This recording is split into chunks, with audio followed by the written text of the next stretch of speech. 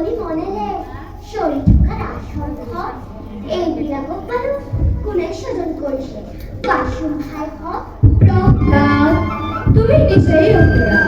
আমাৰ ৰাজ্যত যিমানবোৰ বস্তু আছে সেই সকলোবোৰ দেখোন আমাৰ প্ৰজাজনে স্বজন তেন্তে কোৱাচোন ভাই হওক সেই প্ৰজাসকলক মাৰি মাৰি কোনে স্বজন কৰিছে গছ বন পশু পক্ষী এই সকলোকে স্বজন কৰা এজন গৰাকী আছে তেওঁকে ঈশ্বৰ বোলে বাৰু এতিয়া সেই কথা বাদ দিয়া, ব'লা আমি সকলোৱে ধনুকা লৈ মৃগয়ালৈ যাওঁ।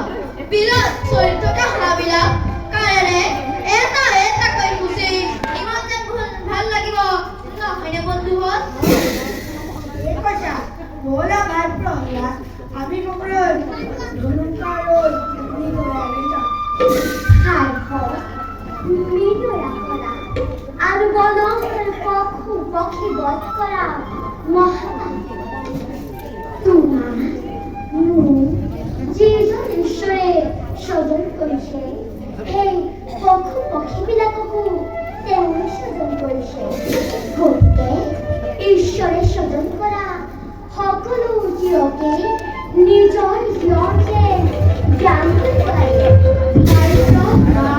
তোমাকো এইবোৰ কথা কোনে শিকাইছে? এইবোৰ কথা চিন্তা কৰিলে নিজেই শিকিব পাৰি সেইবাবে দাদা ঈশ্বৰক চিন্তা কৰিবলৈ সকলোৱে শিক্ষা লোৱা তেতিয়াই সকলো জ্ঞান লাভ কৰিব পাৰিবা ভাই প্ৰহ্লাদ, ঈশ্বৰক চিন্তা কৰিব হ'লে প্ৰথমে কি শিক্ষা কৰিব লাগে?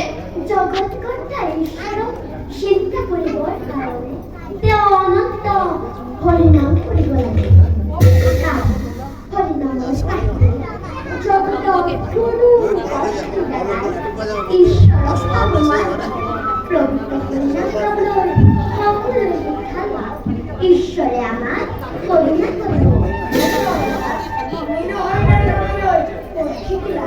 তোমাকো বাৰু কোনে শিকালে? কোৱাচোন ভাই। ভাই হৰিনাম গাবলৈ কোনেও শিকাব নালাগে শুদ্ধ মনে শুদ্ধ চিত্তে নাৰায়ণক ভাবিব পাৰিলে তেওঁ অনন্ত মহিমা